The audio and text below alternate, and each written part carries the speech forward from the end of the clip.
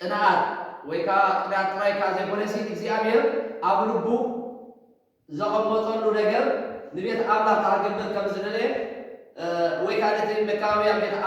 ኢየሩሳሌም ክሃንጽ ልቡ አንቂሉ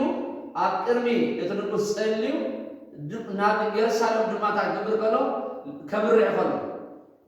ሰባት ነይነዮም ኣብ ዘመን ይቆጥም ዝገብርተና ኣብ ልቦም ዘሎ ሓሳባት እዮም ዳቦር ደልዩ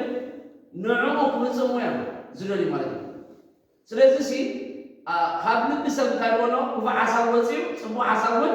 ይወፅእ። እቲ ጽቡቕ እቲ ሕያዋይ ሰብ ሲ ካብቲ ጽቡቕ መዝገብ ልቡ እንታይ ይገብር ኢሉ ጽቡቕ ነገር ይገብር እዩ። እቲ ክፉእ ሰብ ድማ ካብቲ ክፉእ መዝገብ ልቡ እንታይ ይገብር ክፉእ ነገር ይገብር እዩ። ስለዚ ነህምያ ኣብ ልቡ ዝነበረ ሓሳባት እንታይ እዩ ክቡር ሓሳብ ይነሩ። ምክንያቱም ንህዝቢ ኣምላኽ እንታይ ዝገብር ንእስራኤል ጽቡቕ ንህዝቢ እስራኤል ጽቡቕ ንህዝቢ ኣምላኽ ጽቡቕ ዝሓስብ ሰብ ከም ዝመጽእ ሪኦም ሲ እቶም መቃናቅንቲ ኢየሩሳሌም ድማ ወይ ከዓ መቃናቅንቲ ህዝቢ ኣምላኽ ልቦም ታገብር ከሎ ክብሉ ከሎ ንሪኦም። ምክንያቱም ነህምያ እንታይ እዩ ንህዝቢ ኣምላኽ እንታይ ዝገብር እዩ ጽቡቕ ሓሳብ ዝሓስብ ሰብ እዩ። ምክንያቱም እግዚኣብሔር ኣብ ልቡ እንታይ ገይሩሎ ሓደ ክቡር ዝኾነ ሓሳብ ኣቐሚጡሎ። ስለዚ ነቲ ኣብ ልቡ ዘሎ ሓሳብ ድማ ክገብር ኣብ ቅድሚ ንጉስ ቀሪቡ ድሕሪኡ ድማ ልቡ ናብ ኢየሩሳሌም ከቕንዕ ከሎ ንሪኦ ወይ ከዓ ናብታ ዓንያ ዘላ ከተማ ልቡ ኣቕኒዑ ክመጽእ ከሎ ንሪኦ። ስለዚ ናይ ኣምላኽ ሰባት እንታይ ዝገብሩ ኣብ ልቦም ዘሎ ነገራት ክገብሩ ወይ ከዓ ሓደ ነገር ክፍጽሙ እዮም ዝደልዩ። ስለዚ ኣብ ልብና ዘሎ ነገር ሰብ ንመን እዩ ዝመስል እንተኢልና ነቲ ኣብ ልቡ ዘሎ ሓሳብ እዩ ዝመስል። እቲ ኣብ ልቡ ዘሎ ሓሳብ እንታይ እዩ በቲ ኣብ ግዳሙ ዘሎ ዝግለጽ ናብነሲ ዝዓለመ ነገር ኣነሲ ኣነ ምዃነስ በቲ ናብራይ ናብራይስ ነቲ ኣተሓሳስባ እንታይ ገብረ ይገልጾ እዩ። ናብራና ነቲ ሓሳስባና እንታይ ገብረ ይገልጾ እዩ። ኢየሱስ ኣተሓሳስቢ እዩ ናብሩ ኢየሱስ ሲ ብኩሉ ነገር ስለገረ ሲ እቲ ኣብ ክርስቶስ ዝበለ ሓሳብ ኣብኣትኩም ይሃሉ እዩ።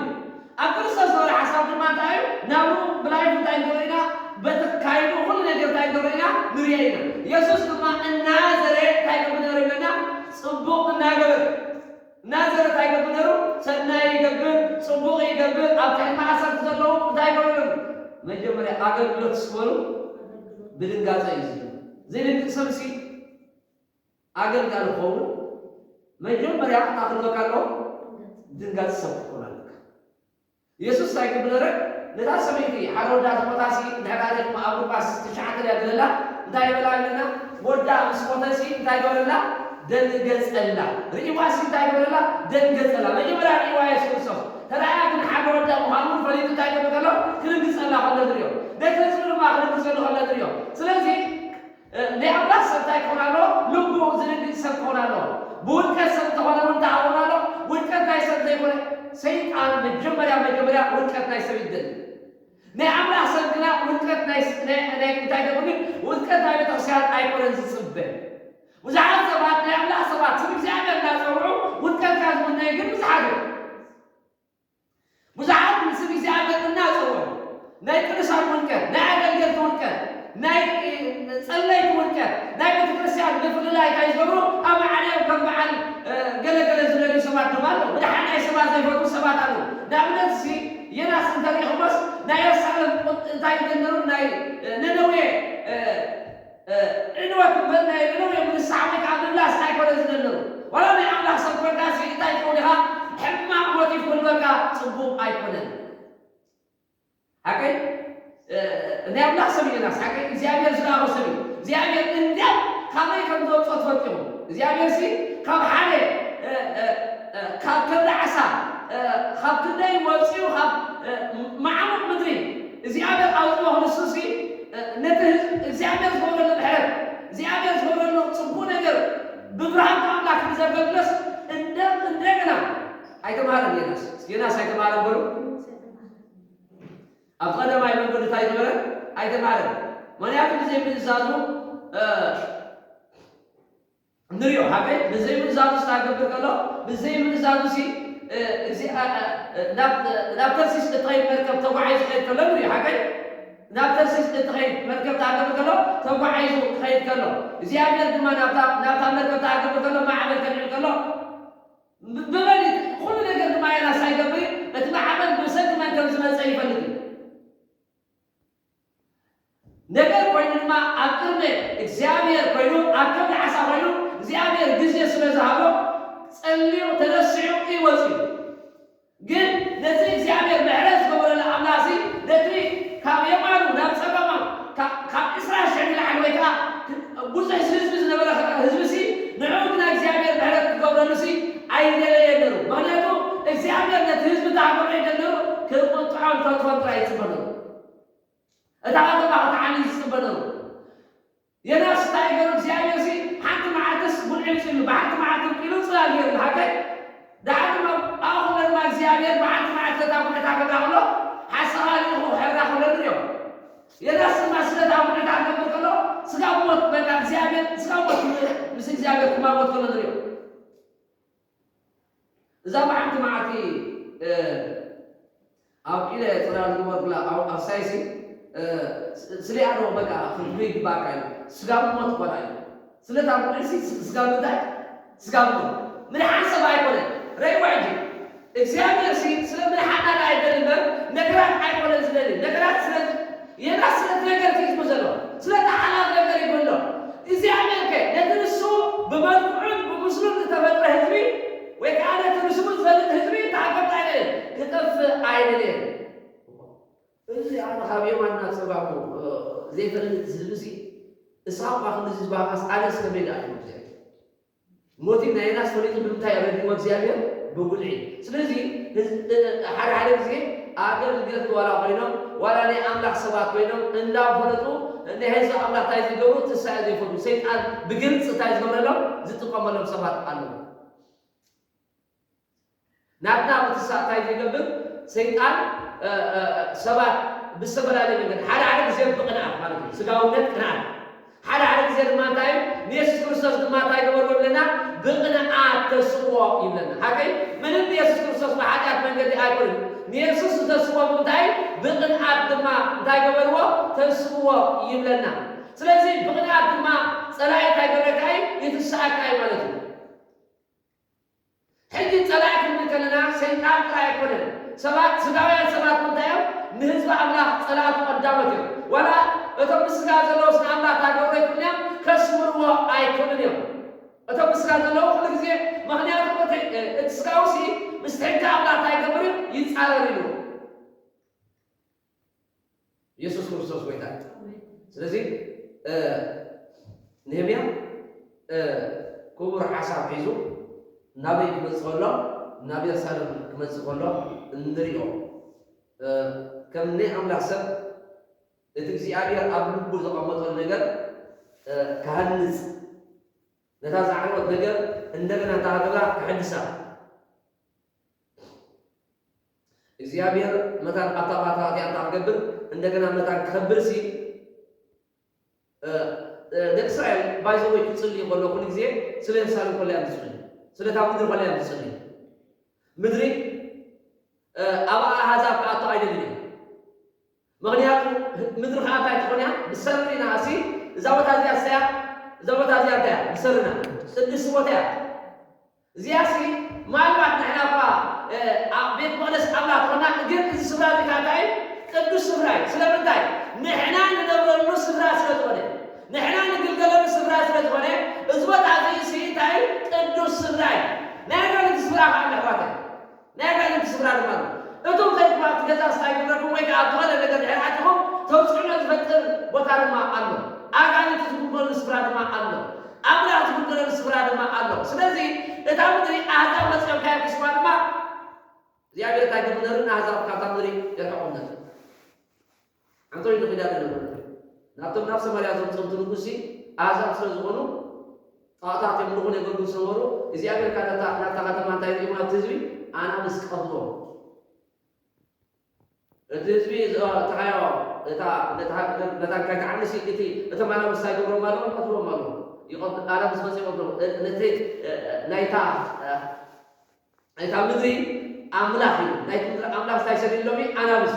ስለዚህ ሕግ ናይቲ አምላክ ይታወሩሎም ፈጥሎም አበክኑ አታምት ያለው ተቀበሉ ኢየሱስ ክርስቶስ ወይታ ስለዚህ እዚ ስፍራ እዚ እንታይ ኢሎም ቅዱስ ስፍራ እዩ እግዚአብሔር ደቂ እስራኤል ካነታ ምድሪ እንታይ ይገብሩ ነይሮም ይቅድስዋ ደቂ እስራኤል ድማ ነታ ከተማ ስለታ ምድሪ ድማ እንታይ ይገብሩ ይጽልዩ ስለታ ሀገር ይጽልዩ ስለ ሀገርም ይጽልዩ እግዚአብሔርን ኣብ ጸሎት ምድራዊ እንታይ ይገብሩ ስለ ኢየሩሳሌም እንታይ ይገብሩ ዘክሯ ወይ ከዓ ጸልዩ ይልናል ማለት ነው ምድር ትረክስ ይትረክስ ምድር ትረክስ ምድሪ ታገብራ ትረክስ ያ ሰሎሞን ጎመራ አንተሪያማሲ አምላክ ነታስ በርክሰት ስለተፈጠ በሐውል ታገብራ ሆኖ ከጥፋ ሆኖ ምድሪ ስለዚህ አብልቤ ተቀመጠ ነገር እግዚአብሔር ታቆለ አለና ነዘና እግዚአብሔር አብልብና የቀምጠይ ሐራራ ጊዜ እግዚአብሔር ታይገበላይ በዘይ ሆነ ነገራት እግዚአብሔር ድምጽ አይሰማና ነገር ግን እግዚአብሔር ሐሳባት አብልብና ታይገብር የቀምጥ ነኛ እግዚአብሔር ስለተዛረበ እግዚአብሔር ተመስረት ወለከ እግዚአብሔር ግን አብልቡ ሐነ ክብር ዘሆነ ነገር ስለ ኢየሩሳሌም ዘለዎ ነገር ካንጽ ልቡ ከምዘላዓለው ልቡ ከምዘቀመጠሉ ነኛ በዓል ግልጽ ይነግረና ሐራራ ነገር አድማ እግዚአብሔር ታይገበናይ እስክንድር አዮ እዝራ ምዕራፍ ሓደ ካብ ሓደ እስካበ ሽድሽተ ዘሎ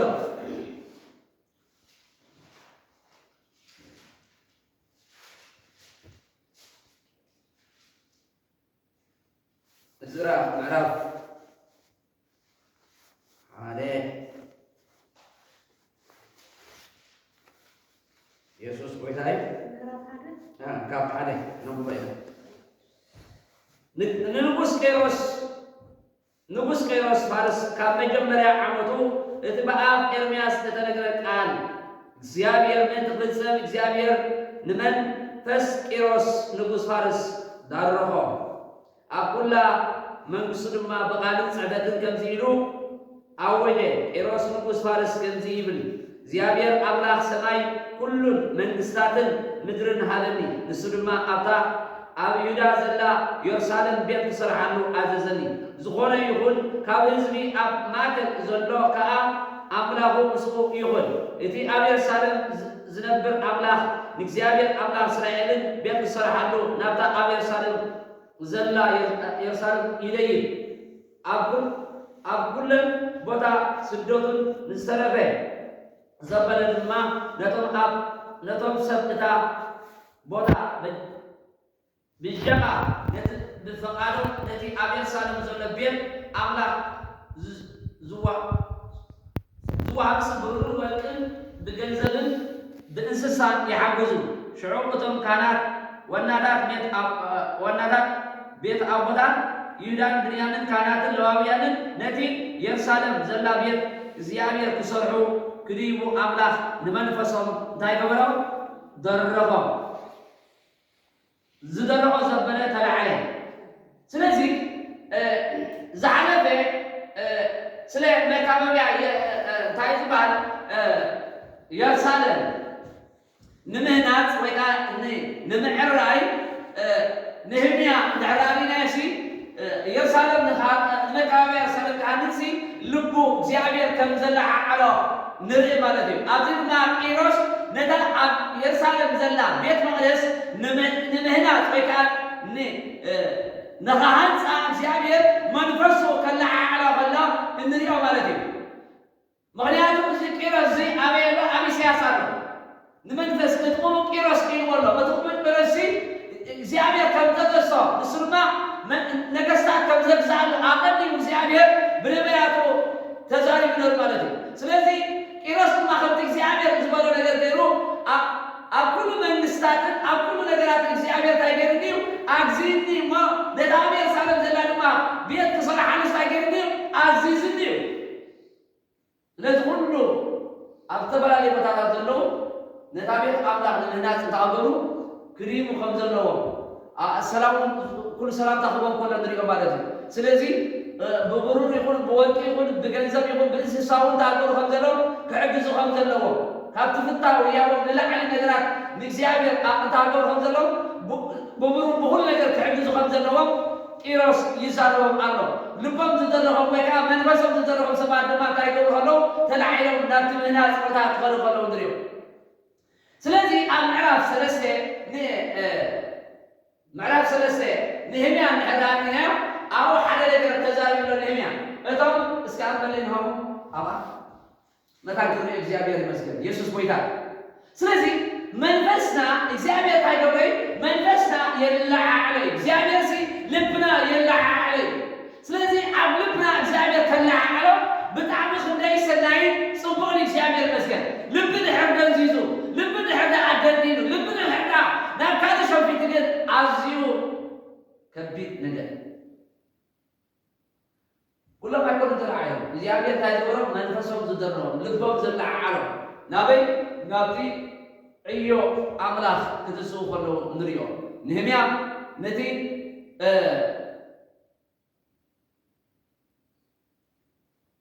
መካበብያ ምህናፅ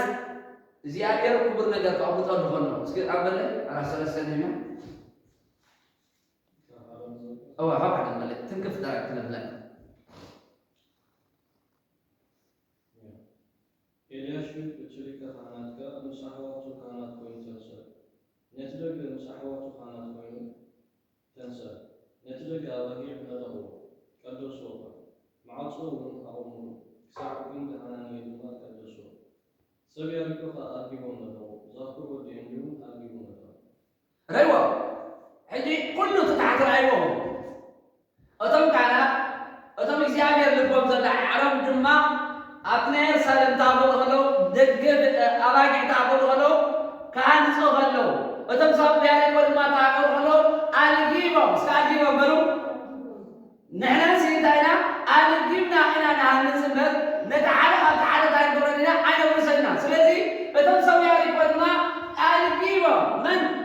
መጀመርያቶም ሓደ እንታክበሩ ከለዉ ክሃንፁ ከለዉ ነቲ ደገ ኣባጊዕ ነቲ በሪሱ ዝነበረ ሃኒፆም ክኸዱ ከለዉ እትዮም ከዓ እቶም ሰብ ያሪኮ ድማ እናልገቡ ኩላቶም በብኽብሎም ድማ ነቲ መካበብያ እንታይ ገነወት ይኸ ነሮም እናልገቡ ይሃንፁ ነሮም ከመይ ገረም ዝሃንፁ ነሮም ተና ድማ በብቲ ኣምላኽ ወይ ከዓ በብቲ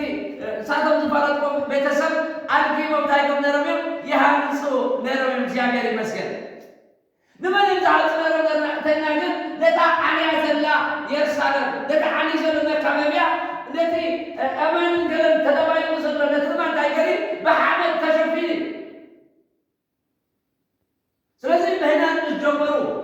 ድማ ብኣንጻር ድማ ተኣገሩ ከለዉ ነቲ ዕዮ ዘሰናኽሉ ከም በዓል ሳምባላጥን ጦብያን ተሃገሩ ከለዉ ክትስእዎም ከለዉ ንሪኦ ምክንያቱ መጀመርያ ታኽብሎም ከለዉ ክባጭውሎም ከለዉ ንሪኦ ማለት እዩ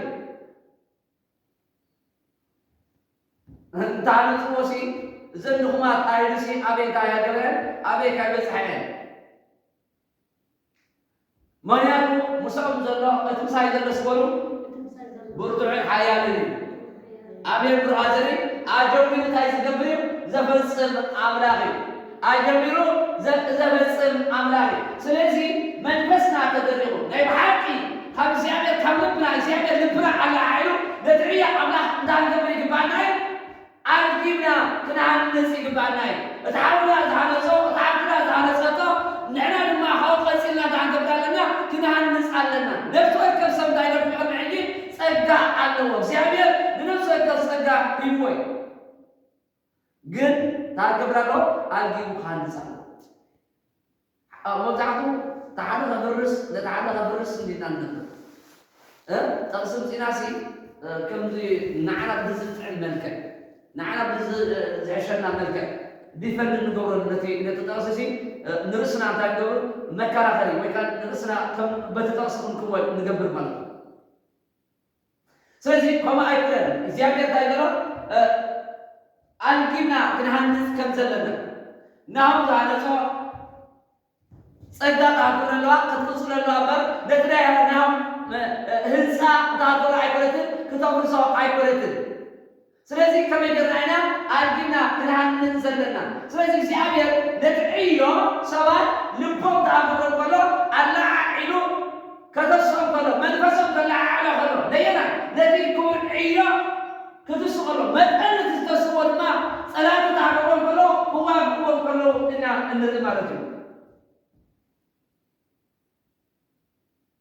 ኢየሱስ ክርስቶስ ጎይታ ክብርና ኣምላኽ ይኹን ከምኡድማ እንድሕራና ኣብ ሳሙኤል ምዕራፍ 10 ልቦም ዘለዓዓሎም ወይ ከዓ ልቦም ዘበሎም ምስ ሳኦል ተሃገሩ ከሎም በታ ሳኦል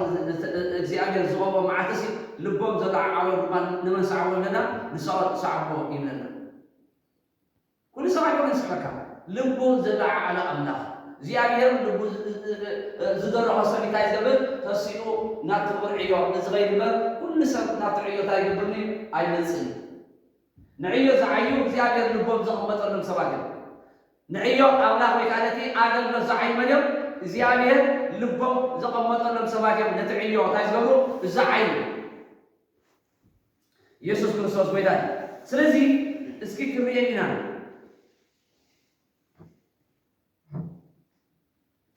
نمي 14 من على زرير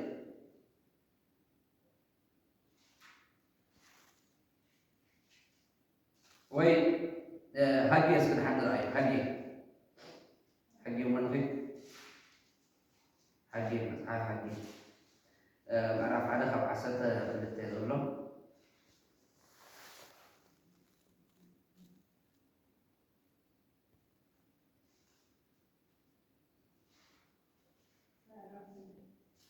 حاجة معرف حالي كعسل رفع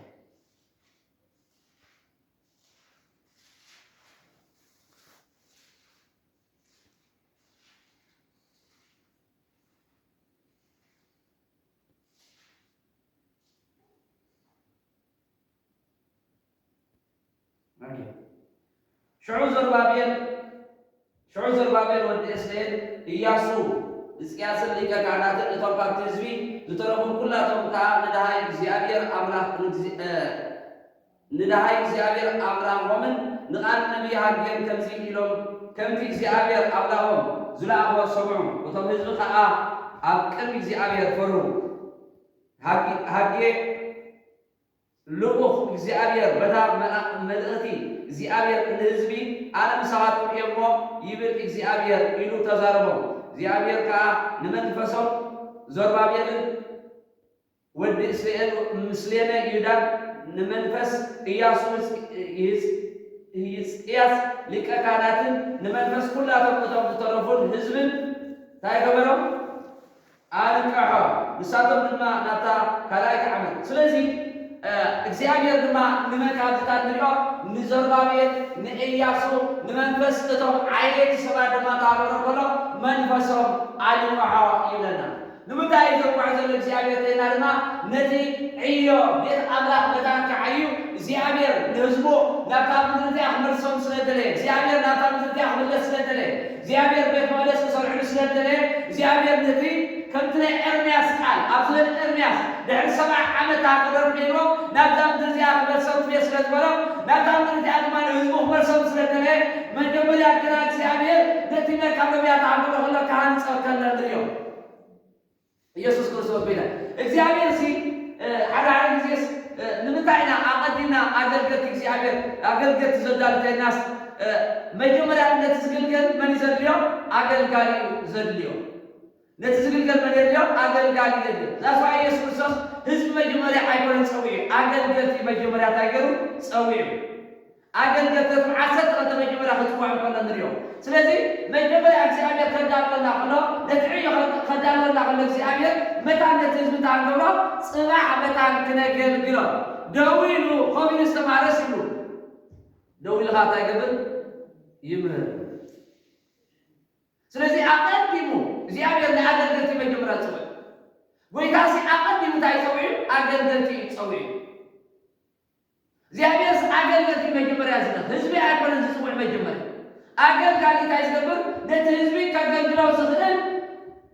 ኣገልገልቲ እግዚአብሔር ዘቕውም ማለት እዩ ስለዚ እግዚአብሔር እንታይ ዝገብር ከሎ ኣቐዲሙ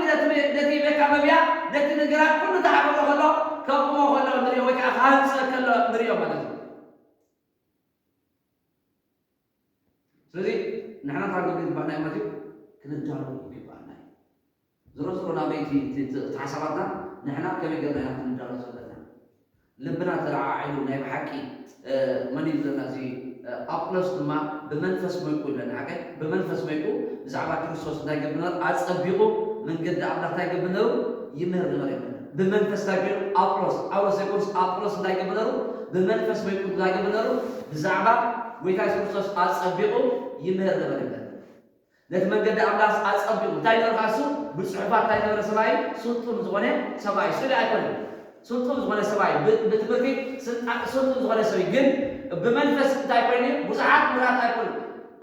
أقرص مور كل سجن منفس تايبرني ما يكو بزعما من قد يسكرسوس أتصبقه يمهر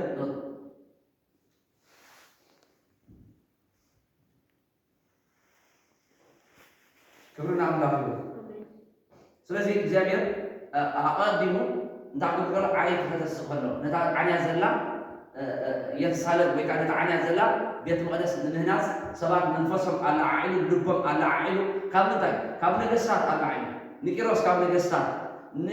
ካብ ካህናት ንበዓል ኢያሱ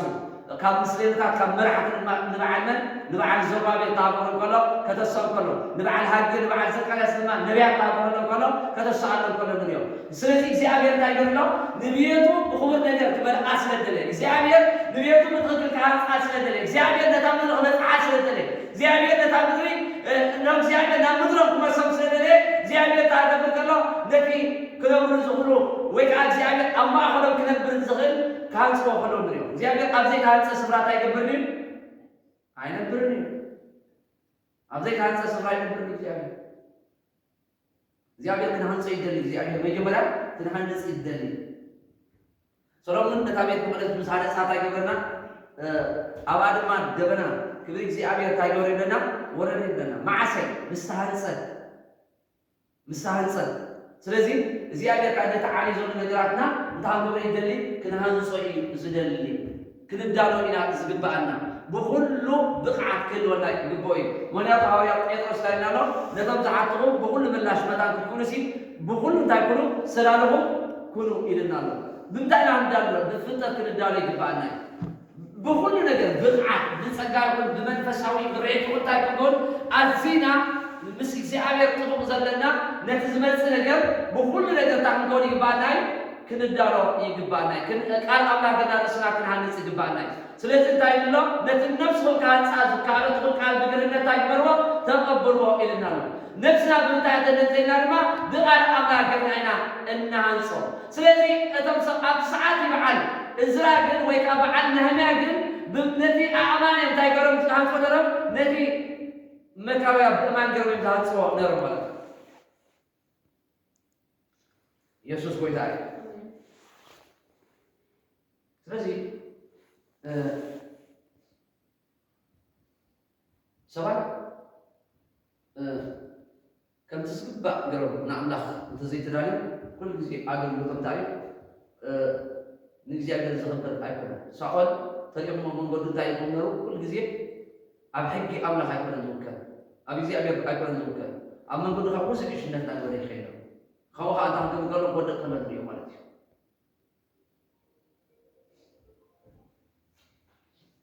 ስለዚህ እንታዩ አይባ ኃይልን አይብለት ይወለው ዘሩባቤል ሐቀይ ዘሩባቤል ታይገበተሎ እግዚአብሔር ስም ዘሩባቤል ታውቀውሎ አይባ ኃይልን አይብለትን በመንፈሰይዳ ይብል እግዚአብሔር ይወለው ስለዚህ እግዚአብሔር ታይቀብር አይባ ኃይልን አይብለትን ሁሉ ጊዜ ናትና በቃት አይቆነን ንሕና ግን ታይና ንገብር በትኽምዳሮ ዘለና ክብል ከለሁ አይባ ኃይልን አይብለትን በቃ መንፈስ እግዚአብሔር ይሰራይ አባናልና እንዳይገብርና نامن باب تقربون لجزيرنا نمن باب جزيرة تبرر نمن سلاي جزيرة تقربنا إذا خلنا نتيجة الحقنا زمان العينا كاب أبلغ يقولون ده اتقنعنا عن قبر زلنا نقرأ كن جبر علنا كبرنا أبلغ يقول اسكي إزراء سكدري أبزي مرا سلسلة إزراء مرا سلسلة إزراء كم عسر ناس كعسر سلسلة الله بيت مقدس عمله إننا تعبون غلو كل عام غلو أتمعنا كل التاني بمعنا سلسلة تاني نقبي نتمكى ببيع كهان سبوه غلو رينا لنا ساتم عندها قوم نارب ندان قوم سكندان قوم غلو سكانو غلو أرجيب خالص يتسوي أمين دبر هذري أرجيبنا خنان سلبر تحدث عن الصوم تحدث عن قبر أيقونة تنفرسهم أيقونة تحدث عن الوقت تحدث عن فرسهم أيقونة على زي أبديت أملا على زي تيو تعالى مسيو نعم تاي بال على أخونا تاي قبرة مسيو يفرسهم أزهار تاي سيطاناوي من قديم سلزي نحن يسوع كريستوس نخبار نبر رأسنا عن الخبار أيقونة سلزي كل جزء خنان سكنا تانك بيجي بالناي كنت تلقى بالناي أم بالله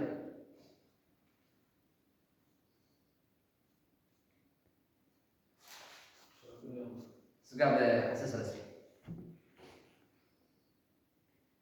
እቶም ሃነስቲ መቕደስ እግዚአብሔር ሲሰሩ ተቐበሉ እቶም ካህናት ማለሚሶ መልካት ሒዞም ሌዋውያን ደቂ አሳፍ ጋር ጸናጽል ሒዞም ከም ስርዓት ዳዊት ንጉሥ እስራኤል ንእግዚአብሔር ከም ዝግኑ ገብሩ ነበሩ። ንሱ ሕያዋይ እሞ ምሕረቱ ከዓ ኣብ እስራኤል ዘለኣለም እናበሉ መካከሎም እናተቐባበሉ ንእግዚአብሔር ብመዝሙር ኣኽበርዎም ወደስዎም። እቶም ህዝቢ ኩላቶም ከዓ ቤት እግዚአብሔር ስለተሰረተ ዓብዮም ቅልል እናበሉ ንእግዚአብሔር ኣመስገኑ። ብዙሓት ካብቶም ካህናት ሌዋውያን ዋናታት ማይ ቤት ኣቦታት ቀዳማይ ቤት ረኣይ ኣረገቱ ከዓ እዛ ቤት እዚኣ ኣብ ቅድሚኦም ዝተሰረተት ዓብዮም በቆዩ። ብዙሓት ሰባት ድማ ብታሕጓስ ዓብዮም ይጭግሩ ነበሩ። እቲ ህዝቢ ብሓጎስ ዓብዩ ይጭግር ነበረ።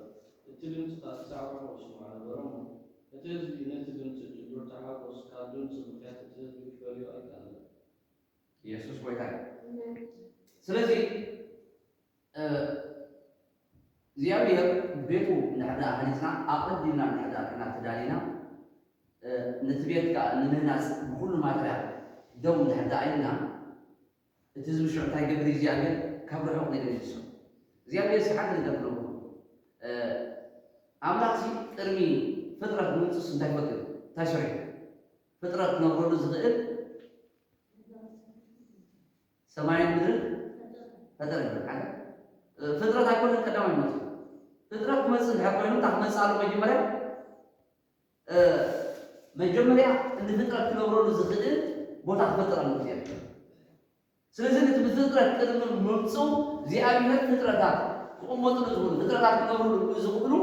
መጀመርያ ክገብር ከሎ ኢና ንርኢ። እግዚኣብሔር ሰማይን ምድርን ፈጠረ። ሽዑ ድሕሪ ሰማይን ምድርን ምስ ፈጠረ ድማ ኣብ ሰማይ ዝነብር ኣሎ፣ ኣብ ምድሪ ድማ ዝነብር ኣሎ፣ ኣብ ማያት ድማ ዝነብር ኣሎ። ስለዚ እግዚኣብሔር ኣብቲ ፍጥረት ድማ ኣብቲ ዝነብረሉ ቦታ ታገብር ከሎ ክፍጠር ከሎ ንርኢ። ስለዚ እግዚኣብሔር ድማ መጀመርያ እንታይ ዝገብር ነቲ ህዝቢ ቅድሚ ምምፅኡ ምፅውዑ ስለምንታይ እንድሕር ኣገልጋሊ ተዚሃልዎ እንታይ ዝገብር ኣብ 35 ኣይኹም ህዝቅኤል ይገብሮም ከም ዝነበሩ ኣምላኽ ድማ እንታይ ክብሎም ከሎ ከም ልበይ ዝጓሱ ይጓሶ ኣምላኽ ታገብሮ ከተስየ ክብል ከሎ ንሪኦ። ስለዚ ጓሶት ተባሂሎም ከም ናይ ኣምላኽ ልቢ ገይራ ክትጓስ እንተዘይክኢልካሲ ከቢድ ነገር እዩ ማለት እዩ። ሓደ እኳ እንታይ ኣይግበር ይብለና ዝኾነ ሰብ ስንታንኮንና ዕንቅባት ክንከውን የብልና መብራህትኩም ኣብ ቅድሚ ሰብ እንታይ ይኹን ኢሉ ነቶም ተኣትዎ መታን ከኣትዎ ስንታይ ግበሩ መብራህትኩም ኣብ ቅድሚ ሰብ እንታይ ይኹን ይብራህ ኢልና ለእግዚአብሔር ይመስገን። ስለዚ ብኩሉ መንገድና እንታይ ክኸውን ይግባእ እዩ ብርሃን ሰባት ክንከውን ይግባአና እዩ። ነቶም ተኣትዎ መታን ክነእቱ ምክንያቱ ነቶም ንኽባት ኩን ከይንዕቅብ ነቶም ዘይፈልጡን ንኸይንዕቅብ ታንከውን ይግባአና እዩ። ብኩሉ ፍልጠትን ምርድኣን ኣብ ቅድሚ እግዚአብሔር ንኩሎም ሰባት ብርሃን ክንኮን ይግባአና ማለት እዩ። ስለዚ ኣብዚ እቶም ሃነፅቲ ቤተ መቅደስ እግዚአብሔር ክስሩ ተኸለው ድማ እቶም ካህናት ድማ ለቢሶም መለኸት ነብዑ ሌዋውያን ደቂ አሳፍ ከዓ ጸናጽል ሒዞም ከምቲ ስርዓት ዳዊት ንጉሥ እስራኤል ንእግዚአብሔር ኣመስገኑ ደው ኢሎም ከዓ ነበሩ። ሽዑ እሱ ሕያዋይ እዩ እሞ ምሕረቱ ከዓ እንታይ ገብር እዩ ኣብ እስራኤል ንዘለኣለም እዩ እናበሉ ንሕድሕዶም እናተቃባበሉ እስኪ እናተቃባበሉ በሉ ሓደ ኣገልጋሊስ ክበሉ ክቃባበል ኣለዉ። ሓደ ኣገልጋል ታገብር ኣሎ ምስ ኣሕዋት ወይ ከዓ ምስም ኣገልገት እንዳዳኸለ ከይድ ኣሎ እናተቃባበለ ከይድ እናተቃባበሉ ይብለና ዘሎ እንታይ እንዳገበሩ እናተቃባበሉ ንእግዚአብሔር እንታይ ገብሮ ነይሮም የመስግንዎ ነይሮም። መን እዮም ሌዋውያን ነይሮም ደቂ አሳፍ ዝበሃሉ ኣለዉ ዘመርቲ ሓያላት ከምኡ ድማ እንታይ እቶም ሊቀ ካህናትን ኮይኖም ንእግዚአብሔር ታገሉ ከለው እቲ ቤተ መቅደስ ወይ ከዓ መሰረት እታ ቤት ክስረት ከሎ እንታይ ገብ ነሮም ንእግዚአብሔር የመስግንዎ ነሮም። እስኪ መሰረት እንዳተሰረተ ስኮኑ ምስጋና ነው። አሜን ብራዘሪ። ስለዚህ እግዚአብሔር እንመስግነው እቲ ዕዮና ዓይነና እግዚአብሔር ካታሃገረ ይግባናይ ክነመስግነው ይግባናይ። ስለዚህ ከምቲ ብዘመን ዳዊት ማልባት ዳዊት እዮም አይበል ናይ ታሪክ ናይ ዳዊት ግና አቃማ ናይ መዛምራት አቃማ ናይ አገልገልቲ አቃማ ናይ ተዋጋዕቲ አቃማ እቶም ካህናት ኣብ ትፅዑ ስለ ዘሎ ካብኡ ተገንዚቦም እንዳተሃገሩ ከለው ንእግዚአብሔር ልክ ከምቲ ናይ ዳዊት ስርዓት ገይሮም እንዳተሃገሩ ከለው ብዘመን ዳዊት በሉ እግዚአብሔር ስበሉ ብዘመን ዳዊት ስበሉ ከቢር እግዚአብሔር እንታይ ገበሮ ኣብቲ ቤት መቅደስ 24 ሰዓት ንእግዚአብሔር እንታይ ገበሩ ነሮም እዮም መስዋዕቲ ምስጋና ጀምሩ ነሮም። ዳዊት ነዞም ኩሎም ኣሳፍ ነዞም ሌዋውያን ነዞም ካህናት እንታይ እንዳገበረ ካብ ቤት መንግስቲ ኩሉ ነገር እናገበረ እንታይ ገበሩ ነሮም ኣብቲ ቤት መቅደስ በቃ እግዚአብሔር ከይዕረፉ የምልኽዎ ነሮም እግዚአብሔር መስገን ነዚ እዮም ድማ ኩሉ ግዜ እንታይ ዝገብሮ ነሮም ንእስራኤል ነቲ ብዘመን ዳዊት ዝነበረ ኩሉ ግዜ ይምነይዎን ይጽበይዎን ነሮም እግዚአብሔር መስገን። ስለዚ ኣብዚ ስብራ እዚ ድማ ንሕና ከምኡ ኮይና ክንተስኢ ይግባአና እዩ። ከምቲ ብዘመን ዳዊት ዝነበረ እግዚአብሔር 24 ሰዓት ዝግልገል ዝነበረ ከይተዓለልና ንእግዚአብሔር ክነገልግሎ ይግባአና እዩ። ክነገልግሎ ይግባአና እግዚአብሔር። ስለዚ ንእግዚአብሔር እቲ መሰረት ቤት መቅደስ ሳገብር ከሎ ጸላእስ ኮኑ እዛ ቤት እዚኣ እኮ እንታይ ኮይኖም ይምብኽዮም እንታይ ኮይኖም እዮም ተሓምሾም ገሊኣቶም ነታ ቀዳማይቲ ቤት መቅደስ ዝበለት እንታይ ይበልዎ እዮም ይፈልጥዎ እዮም። ገሊኣቶም ነዛ ሓንቲ ዘላ ቤት መቅደስ ዝፈልጡ ሰባት ኣለዉ። እቶም ካለትካ ነታ ሓንቲ ዘላ ክስረት ዘላን ነታ ቀዳማይትን ይፈልጥዎ እዮም። ስዛ ስራዕ እንታይ እዮም ነሮም ዝበኽዩ ሰባት ነሮም ኣለዉ። እዛ ስራዕን ሰባት እንታይ እዮም ነሮም ገሊኣቶም ይበኽዩ ገሊኣቶም ድማ ይሕጎሱ። ኢየሱስ ክርስቶስ ጎይታ እዩ። ገለ እውን ብሓጢአት ተነሲዑ እግዚአብሔር ምሕረት ከም ዝገበረሉ ብሰሪ ዘይምእዛዞም እቶም ኣገልገልቲ እግዚአብሔር ኣብቲ ሰዓት ናብ ምርኮ ክኾኑ ከለዉ ቤት ኣምላኽ ሌዋውያን ብምሎም እንታይ ገይሮም ቤት ኣምላኽ ሓዲቦም ናብ ዕዮም ዘንቢሎም ነሮም እዮም።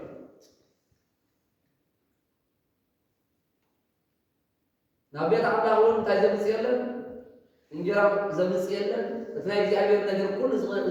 ናብ ቤት ኣምላኽ ዝመፅእ ዝነበረ ነገር እንታይ ገይሮሞ ህዝቢ ኣቋሪፅዎ ክሳቶም ድማ ናበይ ገይሮም ናብ ስራ እግዚአብሔር ዘገልግለን ኩሉ ካት ህዝቢ ናበይ ገይሩ ናብ ርክሰትን ናብ ዕብደትን ናብ ዝተፈላለዩ ክኸይድ ከሎ እዩ። ኢየሱስ ክርስቶስ ጎይታ እዩ። እግዚአብሔር ካብዚ ይሰውረና። ኣሜን ብርኻዘይ ቤት ኣምላኽ ተዘይከቢራ ንሕና ድማ ክንግብራ ይኽእልና ክንከብር ኣይንኽእልና። እግዚአብሔር ተዘይከቢሩ ንሕና ድማ ክንግብራ ይኽእልና ክንከብር ኣይንኽእልና። ስለዚ እቲ ህዝቢ እንታይ ከም ከሎ ክልቲኡ ተደባሊሙ ትሳይ ገለ ዝበኪ ገለ ድማ እንታይ ነሩ ዝሕጎስ ነሩ። ኢየሱስ ክርስቶስ ጎይታ እዩ። ሓደ ግዜ ዘሕጉሰና ነገራት ኣሎ ዘሕግየና ድማ ነገራት ኣሎ። እንታይ ድማ ከምቲ ዝድለ ቤት ኣምላኽ ዘይምኻዱ እንታይ ንኸውንና ኩሉ ግዜ እንምሂ ኢና። ስለዚ ቤት ኣምላኽ ምህናፁ ኣዝዩ ደስ ክብለና ይግባእ እዩ። ኩሉ ግዜ ብሓጎስ ንእግዚአብሔር ክነገልግሎ ይግባአና። ኩሉ ግዜ ከይተሃከና ንህዝቢ ኣምላኽ ወንጌል ክነግር ይግባአና። ኩሉ ግዜ ከምቲ እግዚአብሔር ዝዓደለና ጸጋ ንህዝቢ ኣምላኽ ክነቃብሮ ይግባአና እዩ ማለት እዩ። ከምቲ ኣምላኽ ዝሃቦ ይበናፅዓክራከይ ከምቲ ኣምላኽ ዝሃቦ ሰብ እንታይ መስፈርት እምነት እንታይ ይግበር ብልክዕ ድማ ኣብ ኣገልግሎት እንታይ ይግበር ይጽናዕ። መምህር ተኮይኑ ብትምህርቱ ይጽናዕ ኢልና ኣሎ። ግብረ ሓይሊ ዝገብር እንድሕር ኮይኑ መዓድ እንድሕር ኮይኑ ወሃብ እንድሕር ደኣ ኮይኑ በቲ ነናቱ ዘለዎ እግዚአብሔር ዝቐመጠሉ ከምኡ ኮይኑ ይመላለስ ኢልና ኣሎ። ስለዚ ቤት ኣምላኽ ምህናፁ ኣብዚ ነቲ ህዝቢ ተኣንገሎ ከሎ ክሕጉሶ ከሎ ነታ ቀዳመይቲ ቤት ዝፈልጡ ድማ እንሆ ከመይ ዝበለት ቤት ከም ዝበለት ፊሎም ድማ ነዚ ሓንቲ ድማ ክስረት ከላ ምስራኤል ድማ ክበል ክበለው ንሪኦ። ኢየሱስ ክርስቶስ ጎይታ እዩ። እስኪ በዓዳኒ በሉ ኩሉ ጸሎቶም ምስ በሉ ናብዛ ነገር እዚኣ ንክበፅሕ እዮም። بعد دانيال أبدي أبا بلا كل مسلم وزنور تصرف مركنا كمركنا ملسنا هم لولو انتاي مدبارين نبزا قدس سرا نمصاي نزا عنيا زلا يرسالم نمناصي ذكرنا ونزنمرو ዛስዋይ እግዚአብሔር ድማ እንታይ ወይ ዳንኤል ፍቁር እነሆ ጸሎትካ እግዚአብሔር ታይገርዋይ ካብታ ስራ ዘተዓካላ ማዓቲ አቅም እግዚአብሔር ዝቀረብካላ እግዚአብሔር ጸሎትካ ታይገርዋይ ሰሚዒ ወይ ኢየሱስ ክርስቶስ ወይ ታይ ክንጽልይ ይባላል ክንጽልይ ይባላል ስለዚህ ጽራይ ጽራ በሉ عبيتنا አይደለም عبيتنا አይደለም ይሉታል እናታ ሙሳ አይደለም እነዚህ ቤት መቅደስ እናታ አንጻው ለደማ እንታይ ገርመም ንስኻትኩም ንነህምያ ተሪእሞ ንሳ እንታይ ትገብራለኻ ትሽፍት አላ ካብ ሙሳ አብዕላ እስራኤላውያን ታክቶም ደልኻ ደማ ንሙስ ክትከውን ትደልኻ ስለዚ ካብቲ እዛ ክሲ ከምፁ ከለው ድሪኡ እዛ ከተማ እዚኣ እንታይ ያው ካብ ቀለማ መዕገር ገሪታ እዛ ከተማ እዚኣ ከምዚኣ ከተማ እዚኣ ከምዚኣ ቅድሚ ሕጂ ክንደይ ክሳይ ዘለዋ ክንደይ ዝዕገር ገረካ ቅድሚ ሕጂ ክንደይ ነገራት ዝገበረካ ኢሎም ናብቲ ንጉስ እንዳመፁ ከለው ፅሒፎም መልእኽቲ ክሰዱ ከለው ድሪኡ ምክንያቱ ነቲ ዕዮ እንታይ ንምባል ደው ንምባል እስኪ ኣነስ በሉ ዕየ ደው ኣቢለ ስበሉ ኣጋንንት ደው ኣቢለ ምስ በሉ ሰይጣን ደው ኣቢለ ምስ በሉ ስጋውያን ሰባት ደው ኣቢለ ምስ በሉ ፈፂሙ ፀላኢ ደው ከብለና የብልን ሓሳባትና እውን ደው ክነብሎ ኣይግባእናኒ በቲ ንሪኦ በቲ ንሰምዖ ነገራት ብዕልየልያን ተሪእናዮም ምክንያቱ እግዚኣብሔር ንስኻትኩም ግና ዓብየ ሰላም እንታይብልኩምን ክብርን ንስም የብልኩምን ኢሎሞም ንሕና ግና እግዚኣብሔር ምስ እንታይ ከበለና ኣምላኽ ሰማይ ከበላዓልና እሞ ንሕና ማለት ተሲና እንታይ ንገብር ኢና ነቲ ዝዓለወ ቤት ክንሃንፃ ኢና ኢየሱስ ክርስቶስ ጎይታ ክንዓይነ ኢና ስለምንታይ እግዚኣብሔር ምሳና ስለ ዝኾነ ነቢያት ኣብዘሩ እቲ ሓያዊት ኢድ ኣምላኸይ ምሳይ ስለ ዝነበረት ይብሎም ምክንያቱ ኣምላኽ ተዚሃልዩ መንገድኻ ኩሉ እንታይ ኣይኮንን እዩ ኣይቀንዕን እዩ ነህምያ ግና እግዚኣብሔር ንሱ ስለ ዝበረ ኣብ ኩሉ መንገዱ እግዚኣብሔር እታሃገበሉ ከሎ ከቕንዓሉ ከሎ ንሪኦ ንነህምያ ድማ እቶም ፀላት እታሃገበሉ ከሎ በዓል ቀልያ ሰንባላት ንዓ ንማኻር ኢሎም ደብዳብ ቤታት እናልኣኹ ከሸግርዎ ከለዉ ንሪኦ ማለት እዩ ኢየሱስ ክርስቶስ ጎይታ ስለዚ እቲ መክረም ግን እንታይ ይሆን እስኩፉ መክረመሩ እቲ ቤት ኣምላኽ ንኽፅል ኣይደለም ቤት ኣምላኽ ታክብር ክትዕረ ኣይደለም ኢየሱስ ጎይታ ስለዚ እስኪ ኣብ ቁርብ ስለ ቆሮንቶስ ንከይድና እግዚአብሔር ይመስገን ናይ ፅላት ቁርብ ትንፈለዎ ግን ቅድሚ ናብቲ ከመይ ጌርና ክንሃንፅ ከም ዘለና ከመይ ጌርና ክስርት ከም ዘለና ምስትውዓል የድልና ከም ኣገልግሎት ቆሮንቶስ ቀዳማይ ቆሮንቶስ ምዕራፍ 3 ካብ 10 ዘሎ ቅጥፍ ኢለ ቀዳማይ ቆሮንቶስ ምዕራፍ 3 ኢየሱስ ጎይታይ ዳበናሎ ብዘይ ትስሩት መሰረት ብስቃ ክርስቶስ ኢየሱስ ካለ መሰረት ሓደ ቋንቋ አይገብር ክስርት ዝኽእል የለን እሞ ኣነ ከምቲ ሰዋበኒ ጸጋ ኣምላኽ ብልሃተኛ ሃናፂ ኮይነ መሰረት ሰረትኩ ካልእ ከዓ ኣብ ልዕሊኡ እንታይ ይገብር ይሃንፅ መሰረት ቆረበት ኣይገሪም ብመለለያትን ብሃዋርያትን ተሰረተ ክርስቶስ ኢየሱስ ካልእ መሰረት የብልና ንሕና ኣብቲ ሃዋርያትን ነቢያትን እንታይ ዝገበርዎ ኢና ንገብር ኣብዒና ንሃንፅ እምበር መሰረት ከም በዓልስ እንታይ ንገብርና ኣይንሃንፅ ኣይንሰርትን ኢና ግና ኸ ኣብዚ መሰረት እዚ እንታይ ንገብር ነፍሲ ወከፍ ሰብ ኣብዚ መሰረት እዚ ክሃንፅ ከም ዘለዎ ናይ እግዚኣብሔር ቃል ይነግረሎ ማለት እዩ ሐዋርያው ጳውሎስ እንታይ ኮይነ ዝብሎ ብልሃተኛ ሃናፂ ብልሃተኛ ሃናፂ ማለት ብልሃተኛ ማለት እዩ ጥበበኛ ሃናፂ ኮይነ በሰረት እንታይ ገበርኩ ሰረትኩ ኣብ ኤፌሶን ምዕራፍ 9 ምዕራፍ 9 ኣብ መሰረት ነቢያትን ሃዋርያትን ኢሎ ኣበና ንሕና ተሰሪታ ዘላ ኣብ ናይ ነቢያትን ናይ ሃዋርያትን ሰረትዎ መሰረት እቲ መሰረት ድማ ማለት ክርስቶስ ኢየሱስ እዩ ንሕና ድማ ከመይ ጌርና ኣብ መሰረት እዚ ከመይ ጌርኩም ክትሃንፅኹም ዘለኩም እንታይ ግበሩ ነፍሲ ወከፍ ሰብ እንታይ ግበር بلو تايبر نفس وقت سو تايبر كما يقولوا كان دس كم زلوا تايبر يتنقل نفس وقت سو كما يقولوا كان دس كم زلوا تايبر يتنقل تاي مالتي يتنقل مالت كل مهنات زبلوا كل تايبر الله مالتي كل هنسا بمتاع زحلفنا كل عيا بتعوي زحلف له تحاولش كل عيا تايبر كل عيا تغير عيا عيبر زيابير مجرش هذا الجرام لتعيو بحوي تلوه على جزء على الإسلام مسلم حمد كم زيلا حمد دايلا مسلم سلسي كما قلت الله كم باربني أملاح سبات انتهى كم بريبانا كم يقرنا خنا ناس كم زلنا تنتقل بريبانا دايلا سي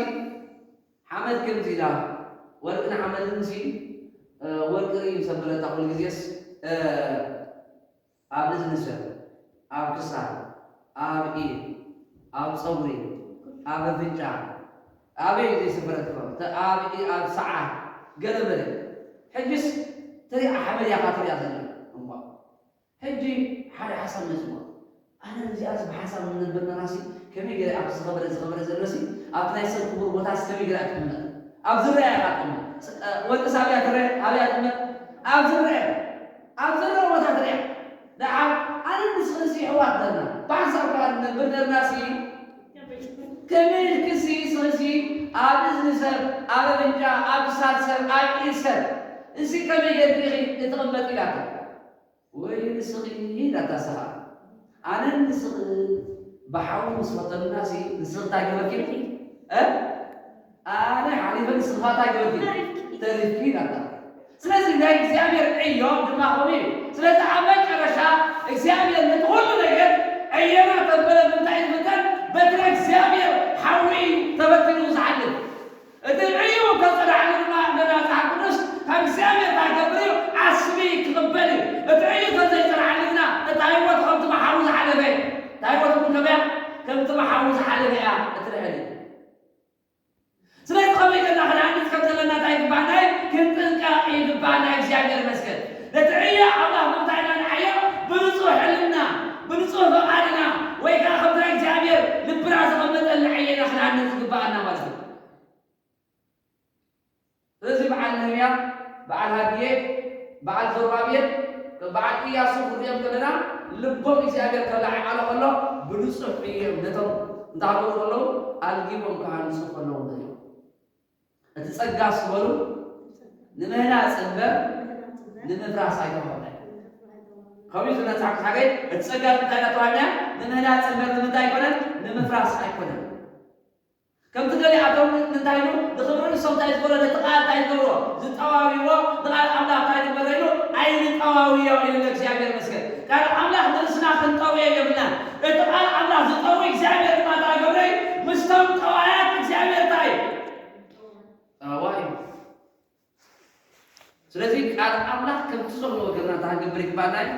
በትክክል ከነማ አመን ይግባናል በትክክል ከነብ ይግባናል ስለዚህ ነፍሱን ከፍሰብ እዩ በምታይ ዝሓልፍ ረብነ በሐዊው ዝሓልፍ ክብርን አምላክ ነው ኦኬ ሰበቲ أمعني تهزعيو أنت تصنعنو عصبو كم تاي كمبلي سكانه بلو كصدق هايكم زعي يسكن عصبو ركب زعي عيو عصبو بر صدقي أيو بكر نزل على ميوان أيو بكر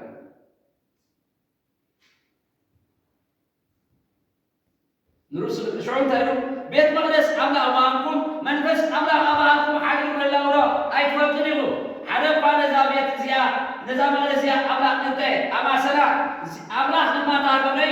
كما سلي بيت مقدس أملا قدس يا بزابية مقدس يا لما نصحاب بيهم حدب على السيد نرسل خيط نبرة بتوم طلبنا بروح متى يقربوا يحزوا بينه زمن صعب الله صعوف يما كم بحدش إكزامير ሓሳብ እቶም ጥበበኛታት ኮንቱ ምዃኑ ይፈልጦ እዩ እግዚኣብሔር ነቶም ሓሳብ እግዚኣብሔር ንጎልዓ ምጉልዕታ ይገብረ ይሕዞ እዩ ሓሳብ ጉልዓት ድማ እንታይ ምዃኑ ይፈልጦ እዩ ኮንቶ ምዃኑ ይፈልጦ እዩ ስለዚ ኣብዚ ንበዓል ሰንቅላጥን ንበዓል ጦብያን ድማ እግዚኣብሔር ታገሮ ከሎ ነቲ መኽሮም እግዚኣብሔር ኮንቱ ክገብሮ ከሎ ንሪኦ ማለት እዩ መቃወምያ ኢየሩሳሌም ከም ዝሃንፀ ፈሊጦም ሲ ዕውት ከም ዝሃቦም ፈሊጦም ሲ እንታይ ገበሩ ይብለና ብጣዕሚ ክጎዩ ክስማዖም ከሎ ንሪኦ እስኪ ንህና ንርአዮ ነህምያ እስኪ ንኽእል እግዚኣብሔር ይመስገን ኢየሱስ ጎይታ እስኪ ቅድሚ ነህምያ ቆረጥ ነው ማቴዎስ ራእይ ስለዚ መሰረት ክንስርት ከለና እንታይ ክንገብር ይግባአና ክንጥንቀቕ ይግባአና ማቴዎስ ምዕራፍ 7 ማቴዎስ 17 ተናገር ከም ኣገልገልቲ ኣምላኽ ርእስና እንታይ ንገብር ኣለና ማቴዎስ ምዕራፍ 7 ካብ 13 ርዲዕና እስከ 17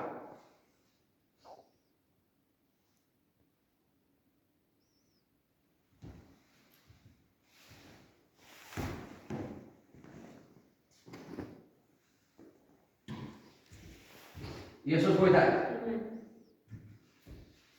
ማቴዎስ ምዕራፍ 7 ክብሪ ንኢየሱስ ይኹን ካብ ክንደይ ኣለኩ ካብ 13 ምሽ ኦኬ እታ ናብ ጥባር እትወስድ ደገ ወይ ካብ ክንደይ ክነንብባ ኢና ካብ 15 ካብ ነቢያት ሓሰት ተጠንቀቑ ብውሽጦም ዝምትሉ ተባሃሉ ክርስቶስ ክዳን ኣባጊዕ እንታይ ገይሮም እዮም ተኸዲኖም እዮም ዝመጽኦም ብፍሬኦም ድማ ክተለልይዎም ኢኹም ካብ እሾኽ ወይኒ ይቕንጠብ ካብ ተኾርባስ በለስ ከምኡስ ከየስ እቲ ጽቡቕ ኦም ጽቡቕ ፍረ ይፈሪ እቲ ክፉእ ኦም ከዓ ክፉእ ፍረ ይፈሪ ጽቡቕ ኦም ክፉእ ፍረ ክፈሪ ወይስ ክፉእ ኦም ጽቡቕ ፍረ ክፈሪ ኣይኮነሉን እዩ ጽቡቕ ፍረ ዘይፈሪ ዘበሎ ኩሉ ኦም ከዓ ይቁረጽ ናብ ሓዊ ድማ ይድርበ እምበር ከስ ብፍሬኦም ክተለልይዎም ኢኹም ፈቓድ እቲ ኣብ ሰማይ ዘሎ ኣቦይ ዝገብር እምበር ጎይታይ ዝብል ንኩሉ መንግስቲ ሰማያት ክኣቱ ኣይኮነን እታ መዓልቲ እቲኣ ብዙሓት ጎይታይ ብስምጋሎ ኣይተነበናን ኣይኮናን ኣጋንንትስ ብስምጋሎ ኣያውፃናን ብስምካስ ብዙሕ ሓይሊ ዶ ኣይገበርናን ክብሉን እዮም ሽዑ ኣነ ድማ ኣቶም ገበርቲ ዓመፃ ኮቶ ኣይፈጸምኩን እየ ካባይ ድማ እንታይ ግበሩ ረሓቑ ነዚ ነገረይ ሰሚዑ ዝገብሮ ኩሉ ኣብ ከውሒ ዝሰረየ ብልህ ሰብኣይ ይመስል ዝናብ ዝዘነበ ወሓዝ ድማ ወሓዘ ንፋሳት ከዓ ነጎሱ እታ ቤት ድማ እንታይ ገበርዋ ግን ደፍእዋ ኣብ ከውሒ ከዓ እንታይ ተሰሪታ እሞ ኣይወደቐትን ነዚ ነገረይ ሰሚዑ ዘይገብሮ እንዳበለ ይቕፅል ኢየሱስ ክርስቶስ ጎይታ ስለዚ ከመይ ጌርና ክንሃንፅ ከም ዘለና ቃለይ ሰሚዑ ማለት መጽሓፍ ቅዱስ እቲ እናገበረ ዝብህብ ኣብ መንግስተ ሰማይ እንታይ ክበሃል እዩ ዓብዪ ክበሃል እዩ ስለዚ መጽሓፍ ቅዱስ ከመይ ጌርና ክንሃንፅ ከም ዘለና ከመይ ጌርና ህይወትና ክንስርት ከም ዘለና ከመይ ጌርና ሰባት ኣብ ትኽእልት ናይ ክርስቶስ ህይወት ክንስርቶም ከም ዘለና መጽሓፍ ቅዱስ ብትኽክል ይነግረና ኣሎ ብዙሓት ሰባት እንታይ ገይሩ ሓደ ግዜ ወይ ከዓ መንዘልና ህይወትና እንታይ ኣይኮነን ትንቢትና ኣይኮነን ኣጋንንቲ ምውፃእ ኣይኮነን ወይ ከዓ ታምራት ምግባር ኣይኮነን እንታይ ናይ ህይወትና መንዘል ወይ ከዓ ናይ ሓደ ህይወት መግለፂ ፍሬ ናይ እግዚኣብሔር ይመስገን ፍቓድ ኣብ ሰማይ ዘሎ ዝገብር እምበር ጎይታይ ስለ ዝበለንሲ መንግስተ ሰማይ ኣያኣትን እዩ ስለዚ ቃል ኣምላኽ ከመይ ጌርና እንታይ ዘለና ብቃል ኣምላኽ ተዳሊና ህይወትና ተሰሪቱ ንሕና ድማ ንሰባት ንሃገሮም ይግባአና ኣብ ናይ ክርስቶስ ህይወት ክንስርቶም ይግባአና ማለት ነው ምክንያቱ ሰብ ብምንታይ ዝፍለጥ ደቂ መዛሙርተይ ምዃንኩም ብምንታይ ክንፈልጦም እዮም ብፍሬኦም ክፈልጥኩም እዮም ኦም ድማ ብምንታይ ዝፍለጠና ብፍሬኡ ዝፍለጥ እዩ ስለዚ ከመይ ጌርና ክንሃንፅ ከም ዘለና ስለዚ እንታይ ኢሉ ኣብዚ ድማ እቲ መስተውዓል ሰብ እንታይ ኢሉ ቤቱ እንታይ ይገብር ኢሉ ኣብ ከውሒ እንታይ ይገብር ይሃንፅ ኢልና ስለዚ ከመይ ጌርና ኢና ክንሃንፃ ዘለና ቤትና ከመይ ጌርና ኢና ንሰባት ክንሃንፆም ዘለና ስለዚ ኣብ ፕሮፌሰር እንታይ ኢልና ኣብኡ ተሰሪትኩምን ሰብ ሰሪድኩምን ኢልና ሓጋይ ኣበይ ክንሰረት ኣብ ክርስቶስ ተሰሪትና ስለዚ ኣብ መሰረት ዝኾነ ክርስቶስ ስለዚህ ከመገና ንሕና ተሰረታ መሰረት ድማ ስራት አንጎል ግባናይ ኣብ ናይ ክርስቶስ ቦታ ክንስርቶም ይግባናይ ብዙሓት ሰባት ኣይኮንዮም ኣብ ናይ ሰብ ህይወት ይስረቱ እዮም ኣብ ናይ ኣገልገልቲ ህይወት ይስረቱ እዮም ግና እቲ መሰረት መን እዩ ክርስቶስ እዩ ሓደ እኳ እንታይ ይገብር እዩ ኣብ ናቶም ናውነት እንታይ ገብሮም እዮም ይስርትዎም እዮም ኣብ ናቶም ኣተሓሳስባ ይስርትዎም እዮም ንሕና ግና ኣብ ናይ ክርስቶስ ኣተሓሳስባ ታንጎል ግባናይ ንሰብ ክንስርቶ እዩ ዘለና እምበር ኣብ ናትና ኣተሓሳስባ ክንስርቶ የብልና ኣብ ቃል ኣምላክ ጌርና ኢና ክንስርቶ ዘለና ኣይዝበሃል ምስላሉ ዓሻ ዝተኸለሲ ለባ እንታይ ዘይገብሮ ዘይነቕሎ በሃል ምስላሉ ስለዚ ብትክክል ሓደ ሰብ ኣብ ክርስቶስ እንድሕር ሰሪተ እንታይ ኢልና ኢየሱስ ክርስቶስ ንማሕበረይ ኣብ ስርሑ ዘይተሃገብረ ካህንፀይ ሓገይ ደቂታት ስለ ድማ እንታይ ገብሯን እዮም እስኪ ኣሕይልዋ ይበሉ ስለዚ ሰባት እንታይ ቆሎም ብቓል ኣምላክ ገይሮም ክነፅሎ ብቓል ኣምላክ ገይርና ምስ ሃነፅናዮም እዮም ብቓል ኣምላክ ገይርና ምስ ሕበየናዮም እንታይ ዝኮኑ ሓደ ግዜ ኣጋንንቲ ዘናውፅኦ ዘሎ ስ ይመስሉ ሰባት እቲ እምሮ እንታይ ናፃ ስለ ዘሎ ነቲ ሓሳብ ክገብሮ ይክእልኒ ንፀላኢ ብሓሳባቱ ክዋግኦ ኣይክእልኒ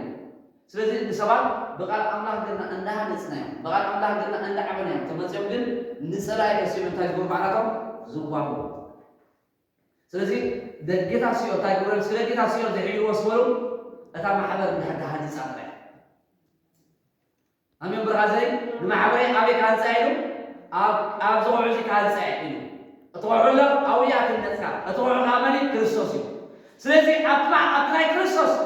እታ ማሕበር ኣብ ክርስቶስ ኣብ ጥዑዕ እንድሕር ተሃኒፃ ደጌታት ሲዮ ደጌታት ሓድያ ደጌታት ሞ ደጌታት ኣጋንንቲ ደጌታት ክኽነት ደጌታት ድንቁርና ፍላፃ እንታይ ገብረን እዩ ነቲ ሰብ ኣይሕይሎን እዩ ምክንያቱ ኣብ ክርስቶስ እንታይ ስለዝገበረ ስለተሰረተ ሽዑ እንታይ ኢልዎ ኣብ ሰማይ ኣብ ምድሪ ዝኣሰርካዮ ሽዑ እንታይ ይኸውን ኣብ ሰማያት ድማ እሱር ይኸውን ቤተክርስትያን ሓንቲ ኮይና ታሪፃ ተዓበቕላ ነቲ ኣብ ምድሪ ዝገበረቶ ውሳኔ ኣብ ሰማይ ድማ እንታይ ይኸውን ይፀንዕ ደሞ እንታይ ገብሩ ወጊዝና የለና ይሉ ኣብቲ ኮይኑ ከዓ ተኣምና ትገብር ሰብ ወጊዝና ያቶ ቤተክርስቲያን ሃገር ከምዚ ገርና ያ ትንሽ ኣብቲ ኮይኑ ከዓ ከመይ ዝመስል ምድሓን ይገር እንታይ ማለት እዩ እቲ ስርዖም ብምንታይ ይኮነን ማለት እዩ ካብ መንፈስ ቅዱስ ኣይኮነን ማለት እዩ እግዚኣብሔር እንድሕር ኣብ ላዕሊ ተኣሲሩ ኣብ ምድሪ ከዓ እንታይ ኢልዎ ኣብ ምድሪ ዝኣሰሩኩም ኣብ ሰማይ ከዓ እንታይ ሰብሲ ኢየሱስ ክርስቶስ ካብ ላዕሊ ተዘይተዋሃቦሲ እንተሃገብር ኣይከኒ ዮሃንስ ሓጋይ ኩሉ ሰብ ናብ መን ይኸይዳ ኣሎ ናብ ኢየሱስ ይኸይዳ ኣሎ ናብቲ ስኻ ብዛዕባ ዝተዛረብካ እንታይ ገብራ ኣሎ ይኸይዳ ኣሎ ስለዚ ሰብ ካብ ላዕሊ ተዘይተዋሃቦ ስካ ብዙሓት ነገር ክገብር ኣይክእልን ካብ ላዕሊ ተዘይተዋሂብካስ ኣይክእልን እዩ ስለዚ ብትክክል እንታሃከውን ይግባአናይ ብጥንቃቄ ክንሃንፅ ይግባአናይ ብትክክል ቃል ኣምላክ ሰሚዕና ተምሄርና እቲ ኣብ ክርስቶስ ዝተማርናዮ ምሩዕ ሒዝና ንሰባት ከዓ ኣብቲ ህይወት ኣምላክ ታንገብሮም ይግባአናይ ብትክክል ክንሃንፆም ይግባአናይ ስለዚ እንታይ እዩ መፅሓፍ ቅዱስ ክዛረበና ከሎ እንታይ እናሎ ነታ ቤት መቅደስ ኣብ ምንታይ ህነፅዋ ኢሉ እቲ ንጉስ ክዘበሎ ኣብ ቦታኣ ነታ ቤት መቅደስ እንታይ ገበርዋ ህነፅዋ ኢሉ ኣዚዝዎም ኣሎ ነታ ቤት መቅደስ ኣብ ዝሃንፅዋ ዘሎ እንታይ ኢልና ኣብ ቦታ ኣበሉ ኣብ ቦታ እያ ክንነፅ ነታ ቤት መቅደስ ስለዚ ኣብቲ ትክክል ስፍራ ኢና ክንነፅ ግባአና ኣብ ቦታና ኢና ክናሃንፅ ግባአና ኣብቲ ቦታ ክርስቶስ ኢና እናሃንፆ ዘለና ስለዚ እንድሕር ዓይነት ሰብ ኣብ ናትና ኣተሓሳስባ ሃኒፅናዮ ግን ኣብ ናትና ፍልጠት እንድሕር ጌርናዮ ግን እንታይ ዝኸውን ንክርስቶስ ኣይኮነ ዝፈልጦ ንዓኻ እዩ ዝፈልጠካ ንመን እዩ ዝፈልጥ ሽዑ እንታይ ይኸውን ዝኾነ ነገር ክመፅእ ከሎ እቲ ስፍራ ልቡ ተሰይሩ ኮፍ ኢሉ ኢየሱስ ክርስቶስ ጎይታ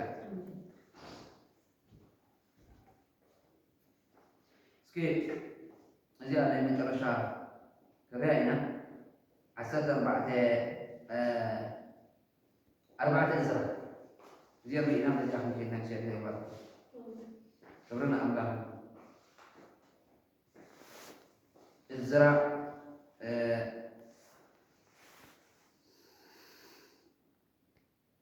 ክንሓስብ ይግባአና ከመይ ጌርና ንኣምላክ ክነግልግሎ ከም ዘለና كمية ما في عندنا كم دلنا نتوب عيسى تعمقنا لنا لبنا استلام وصلاة كوني بعد مرة أربعة